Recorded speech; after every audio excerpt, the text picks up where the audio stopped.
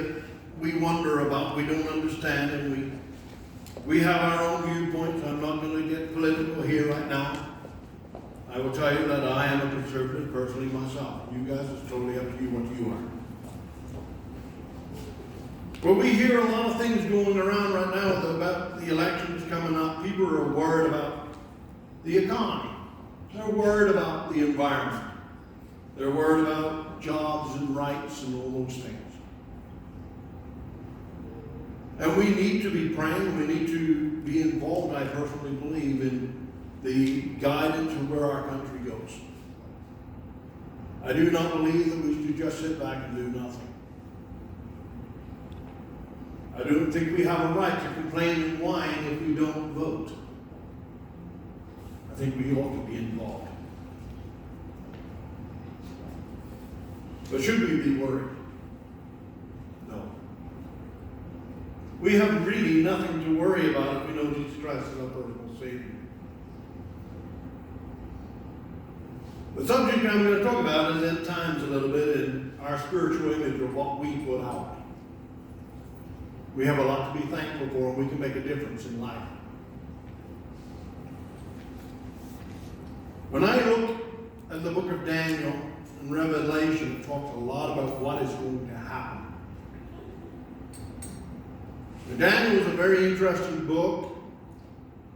There's a lot of different opinions on it, but the Bible never contradicts itself, ever. And one of the things I've found as I've studied is there's differences, and I mentioned last time I was preaching to study to show ourselves improved, and also rightly dividing the Word of God. Through the Bible, we see that God worked through Abraham and them, the children of Israel, and his chosen people were the Jews. And then it moves on and it goes through time, and eventually the Jews rejected him. Remember, they said, let his blood be upon us and upon our children. And the Gentiles, or we that are not Jews, were grafted in. God made a way for us to come in and become his children. But God has never given up on the Jewish nation. He is going to restore them and bring them the elect, those that have put faith in the Messiah at the end, will be in heaven. God is going to bring back Israel, and he's going to bring chastisement through the tribulation period that's going to yet come to bring his people, the Israelites, back to himself. We as the Gentiles are the church, or the bride of Christ. We're separate. It's a different part. It's divided from the Israelites. We're separate.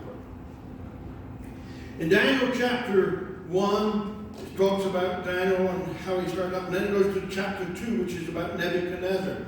And in chapter 2, verse 31, we read these words, and I'm going to be reading quite a bit more than normal. Chapter 2, verse 31 says this: Thou, O king, sawest, and behold, a great image, this great image whose brightness was excellent, and stood before thee, and the form thereof was terrible. This image's head was of fine gold, his breast and his arms of silver, his belly and thighs of brass, his legs of iron, and his feet of part iron and part clay. And they saw us till the stone was cut out without hands, which smote the image upon his feet that were of iron and clay, and brake them in pieces. Then was the iron and the clay, the brass, the silver, and the gold broken in pieces together, and became as like chaff than the sudden threshing floor. And the wind carried them away, that no place was found for them. And the stone that smote the image became a great mountain and filled the whole earth. Here Daniel is starting to talk, and if you study through it, I can't go through everything that's in Daniel right now, because if I do, we're going to be here a very long time. Nebuchadnezzar saw an image, and the image was of gold, it said, head. And then silver, brass, clay, iron and clay. And it represents four nations. tells us that Nebuchadnezzar, in verse 38, is the head of gold. So it tells us that Nebuchadnezzar, who is the king of Babylon, is the head of gold. This image is portraying nations at that time. Babylon was the head of gold. And then it tells us that he was going to become wiped out. And Nebuchadnezzar in chapter 3, he goes, not me, buddy.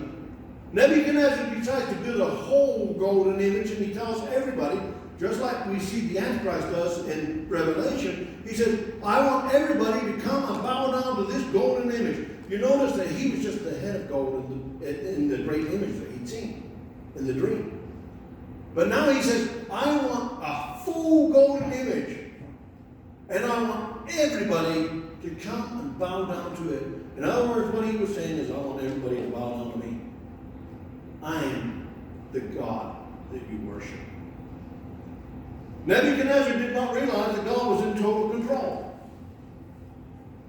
And God sent the Medes and the Persians, which were represented by the chest of silver. And the Medes and Persians came in and they wiped out Nebuchadnezzar. You say, how do you know that, Ian? Well, if I go over to chapter 7, it tells me that they are the Medes and Persians. It's talking about the four beasts there and how the Mede and Persian Empire came and took out him. And they took out Egypt, Lydia, and, well, the other one's gone out ahead. There's three of them there. I'll mention it, find it for you. That he conquered and takes out. The empires were Media, Persia, and Babylon became one. And when they came into place, he devoured these places. And then there was another one we all know about. It was Alexander the Great that came in and took out the Egypt-Persian Empire.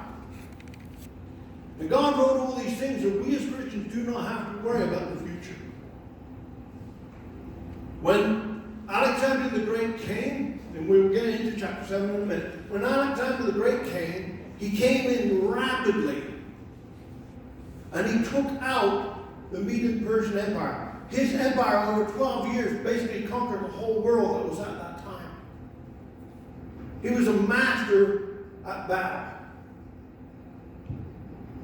But his army fell too. And there was another army that came in, which we know as the Roman Empire, which represented by the iron planks, which came in, and they wiped out the Grecian Empire.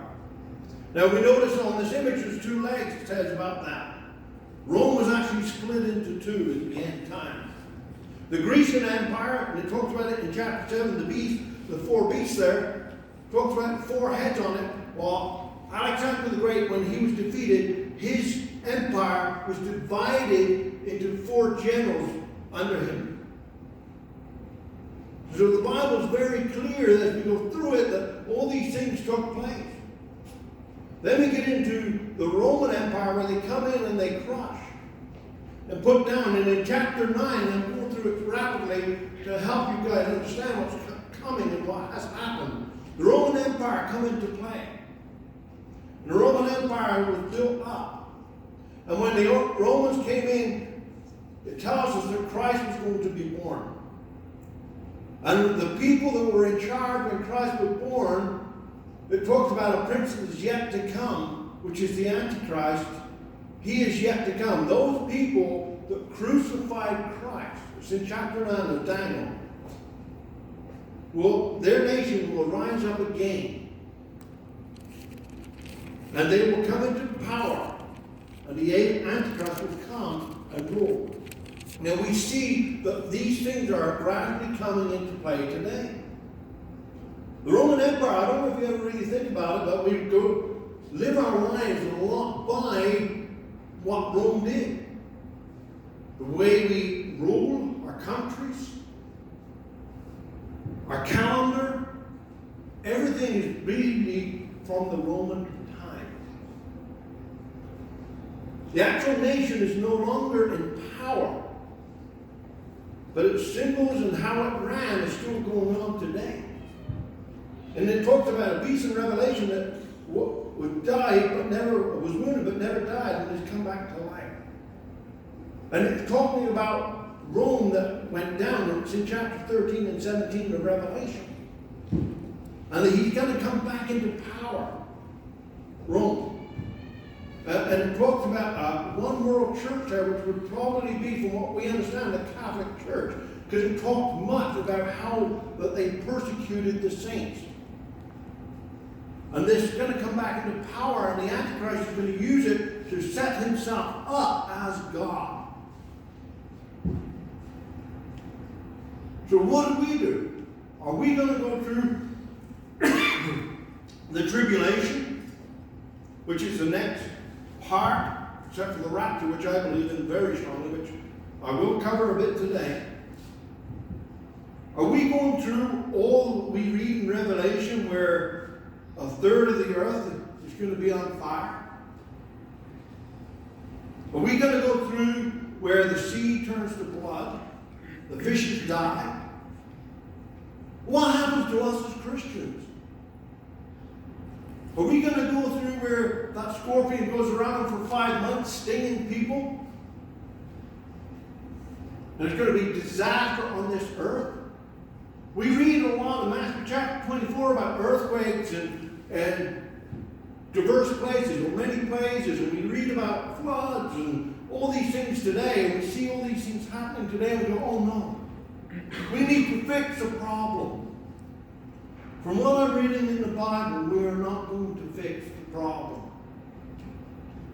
See, the Bible tells us that the earth travaileth within itself. When sin came into this world, sin had an impact not just on us as human beings, but upon the whole world.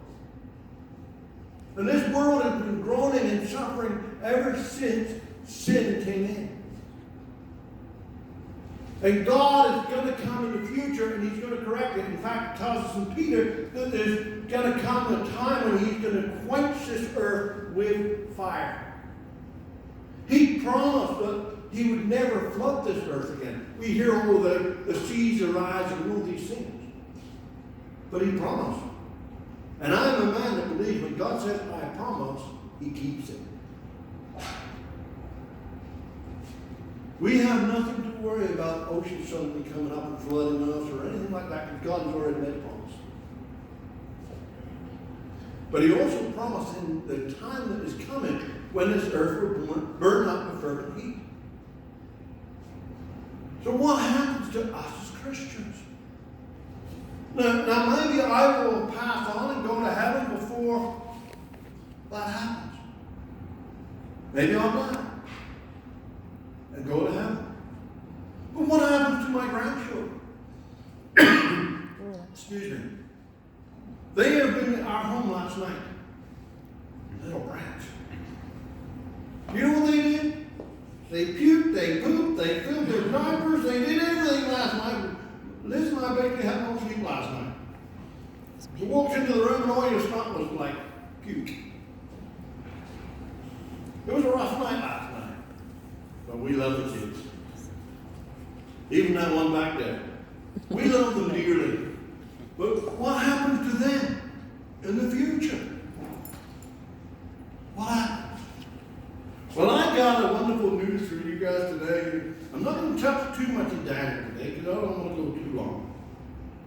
I want you to be encouraged. Like the tribulation, if you read the tribulation and what happens in Revelation, if we were going to go through that, we'd get very discouraged in a hurry.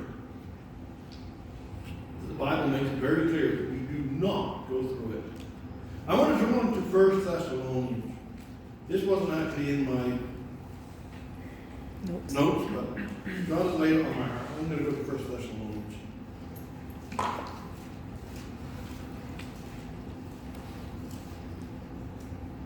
1 Thessalonians 4. I'm going to start in verse 12. They even walk honestly towards them that are without, that they may have lack of nothing. But I would not have you to be ignorant, brethren. He's talking to the Christian. Remember, he's talking to the brethren here. He said, I would not have you ignorant, brethren, concerning them which are asleep, those that have passed on. those that have died.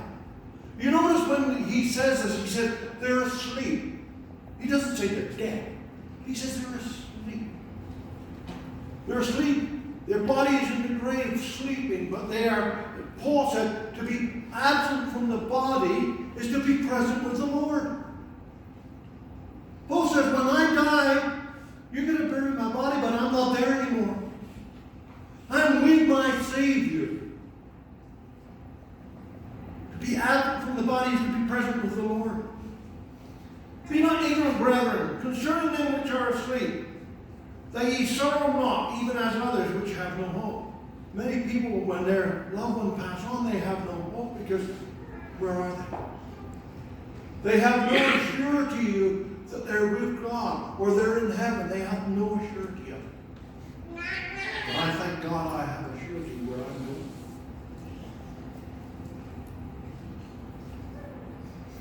For if we believe that Jesus died and rose again, even so, them also which sleep in Jesus will God bring with him. Those that are asleep in Jesus, God will bring with him. My grandmother, my grandpa, there's a day coming when they're going to come back. The air as we're reading a second. And we're going to have a reunion. That's why I don't worry too much. Like I vote and all the rest of it, but I don't worry. Because I know who's in control. There's my God. That's why I'm thankful. I love Thanksgiving. I got a lot to be thankful for. It says, those that are in Jesus will God bring with him. For this we say unto you by the word of the Lord. We have a surety that it's from God. The Lord said, I'm telling you. Listen, child, I'm telling you. That we which are alive and remain unto the coming of the Lord shall not prevent them which are asleep. We're not going to be holding them back. Those that are in the grave, they're going to come, the bodies are going to come up out of the grave. We already know that their soul is with the Lord, and he's going to bring it back, it tells us. And those that are in the grave, that body is going to be resurrected just as our Lord Savior's body was resurrected up out of the grave. He's going to resurrect them up out of the grave. We know that it's possible. We go back to when the Lord come up out of the grave. There were still over 500 brethren come up out of the grave at that time. He's going to resurrect them, and then he goes on to say this. For the Lord himself shall descend from heaven with a shout, and with the voice of the archangel, and the trump of God, and the dead in Christ shall rise first. Now, this is a very key verse here. Look at what it says here. It says, the dead in Christ. Those that don't know Christ won't rise. But the dead in Christ shall rise first. So they're going to come up out of the grave. And they're going to come up out of the grave, and it says, and we which are alive. So if Jesus Christ came back into the sky today, he says, we which are alive. That's me and you. We which are alive and remain shall be caught up together. Caught up means to be taken out of or snatched away. Caught up together with them in the clouds to meet the Lord in the air. We're going to meet him in the air. And so shall we ever be with the Lord. So if Christ is coming, he's going to take us up out of this place. And we're going to be forever with him. We have nothing to worry about. It tells us that we will not see the hour of temptation in the Bible, which is referring to the tribulation period. It's going to tell us that he loves his children. Now, just practically, if you think of a father, he doesn't deliberately put his children in the way of danger. It's not natural for a human father to willfully, deliberately put them in the way of danger. And God is a greater father than any of us will ever be. He doesn't put us in the way of danger. See, the tribulation period, when it comes, is to bring his children, Israel, as I mentioned earlier, to bring them back to the realization that the Messiah that they had rejected is the true Messiah. And it's to deal with the Gentile nations and their wicked ways, to bring them to realization that God is sovereign. The church, or the bride of Christ, is separate from that. He wants us to be with him. We're his bride. It tells us in Revelation that we're going to be with him, and there's going to be a marriage feast of the Lamb, and we're going to be with him, and he's going to bring us back from that point in heaven down to this earth to reign with him. Now, if we don't go to heaven before, how can we ever come from there? We have to be there to come from there. That's just common sense and the way I look at things. I can't come from somewhere if I'm not there. So we're going to come back with him to reign.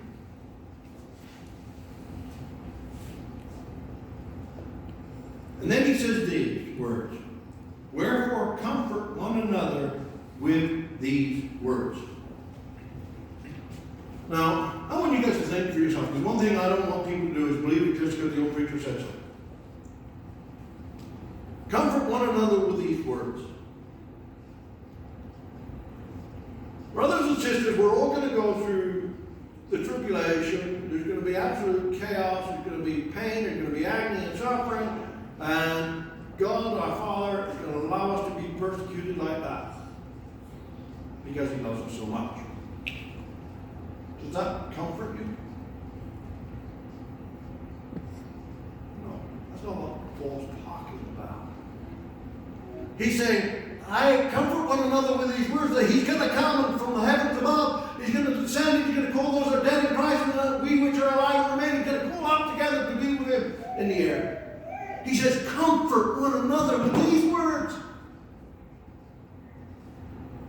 He said, you don't have to worry what's happening because I am in control. And I love my bride, and my bride I'm going to come and call. And I can go into Matthew where it talks about the Jewish weddings there and how the bridegroom, he would go out and he would prepare a place for his bride. Then he would prepare it, and then he would send heralds to say, the bridegroom's coming, the bridegroom's coming. And they would come and make sure that the bride knew that he was on the way so the bride could get ready to meet the bridegroom. And then he would take that bride, and this is Jewish tradition, he would take that bride away from where she was to his home. Jesus says, I go and prepare a place for you. If I go and prepare a place for you, I will come again and receive you unto myself. John 14. He says, I've gone, the bridegroom's gone, and he's preparing a place for his bride. And he's coming back, and he's going to take that bride, and he's going to take that bride away from where she was to be with him. Brothers and sisters, we have nothing to worry about. We got everything to be positive about. And I get excited when I talk about our future. I've studied heaven. Oh man, it's something else. And I just get a little glimpse of what it is. Did you know that this is not even where I was going to preach on a message. I don't know why the Lord laid it on my heart. I'm going to preach on it. Do you realize that every stone that heaven is made of is transparent? The city of heaven, which is 1,500 miles by 1,500 miles by 1,500 miles up. It's a big place. That's a city. Rob, if you happen to be the fire chief on that one, that would be a big problem. It's a big city, 1,500 miles. That is huge. The city of heaven. And every stone that's in those walls is transparent. Now, the Bible also tells us that the light of heaven is the Lord Jesus Christ. He is the light. So, if I got a box like this one right here, this is not transparent, but if it was transparent with little holes on it, we put a bunch of blue stones, red stones, green stones, clear stones in there. And you put a light inside, what happens? You get into the picture of heaven? Oh, you imagine as we're walking up towards heaven, it says we're going to go, when the new heaven and the new Jerusalem comes down onto this earth, when God has already purged it, it's new. And it says we can go to and fro from You imagine what heaven's going to look like when you're coming up towards gates?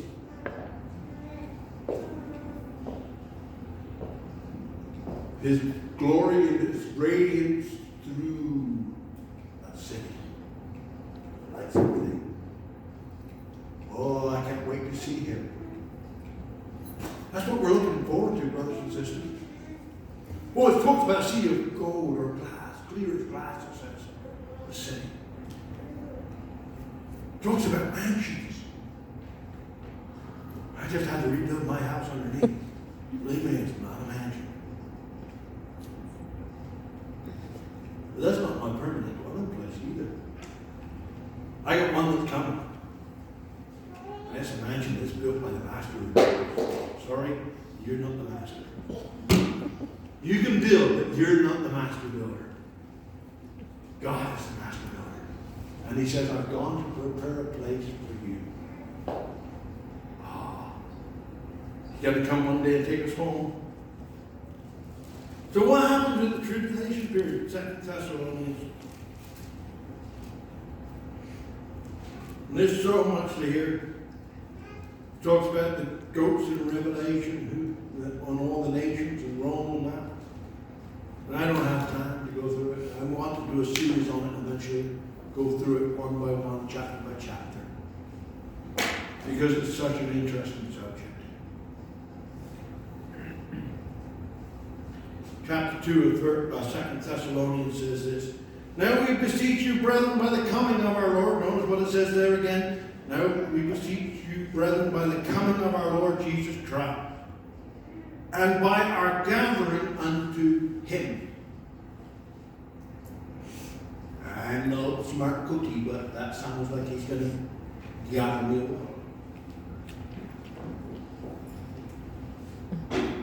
That ye be not soon shaken in mind or troubled, neither by spirit or by word or by letter from us. Because there's people in Paul's time were going around writing false letters. The resurrection was done, everything had already taken place. Paul's saying, don't listen to this nonsense, it's garbage. Don't be troubled, don't be worried about what people are saying, because I'm telling you, this has got to happen first. He says that the day of Christ is at hand. Let no man deceive you by any means, for that day shall not come except there be a falling away first. The word there, falling away, means an apostasy. We see that in the church today. People turning from what they really believe in. It also has a meaning, if you look at the Greek, to be snatched out of. To be taken away from. There has to be a falling away or removing of something. He said this has to happen before these things can take place.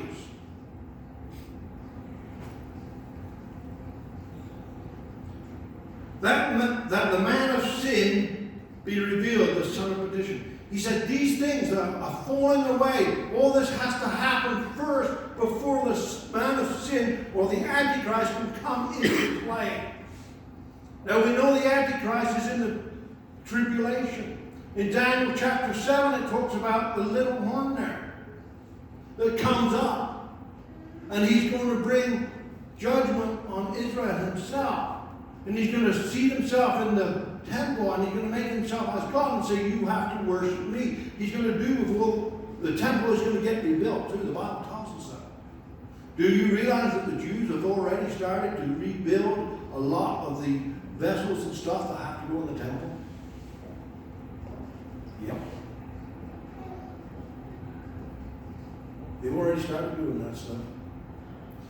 I find it amazing that the American people have moved their headquarters to Jerusalem. Now, where the temple was, there is a mosque right today. I don't hate the people, but I'm sorry to say that there's a day coming when that will be destroyed and it will become part of Israel. Because the Bible says so. It belongs to the children of Israel. And it says they're going to rebuild their temple. And there's going to be a day when the Antichrist is going to say, okay, you can have your worship, and that for 3.5 years, the first part of the tribulation, the Jews are going to worship like they used to, with sacrifices. It's all in the Bible. Then the Antichrist is going to come in, and he's going to say, no, from now on you worship me. I'm God. Then Christ comes back, and there's a battle. And he is put down. It says he will be locked up for 1,000 years. It's in Revelation. The Antichrist and the devil will be locked up for 1,000 years. It talks about the millennial reign of Christ. He says he's going to come back and he's going to take him, and the angels are going to lock him in the bottomless pit for 1,000 years, chain him up. And then it says for a little season he's going to be loosed. And Satan, like he always has done, he's going to raise up his ugly old head. And he's going to start pulling men away from worshiping God. And then the final judgment comes when God wipes out all sin on this world. And he rules totally in righteousness from that point on. Because that's where it talks about heaven and hell. It says the hell was made for the devil and the angels and all those that follow him. But we as Christians don't have to worry about it. It says here that the falling away, that the man of sin be revealed, the son of perdition, who opposeth and exalteth himself above all that is called God, or that is worshipped, so that he as God sitteth in the temple of God, showing himself that he is God. See, there's the verse I was quoting. He's going to say, I am God, you've got to worship me. This is in the tribulation period. Some people try to say this already happened before when Alexander the Great was there. No, it didn't. Because Christ in Matthew chapter 24 said these things are yet to come. That's way after Alexander the Great was. This is a future event that has to take place.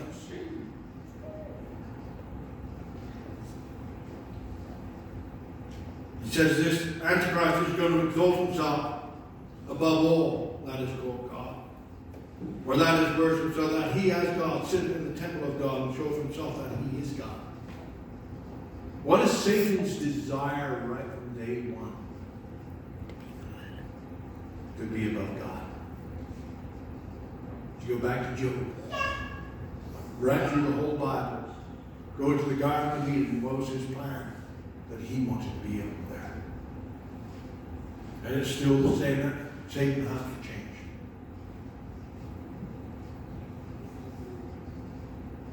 Remember ye not that when I was with you, when I was yet with you, I told you these things. This is Paul talking. Now ye know what withholdeth, or what stoppeth, and that he that might be revealed in his time. For the mystery of iniquity doth already work. It's a mystery how Satan works. We don't totally understand.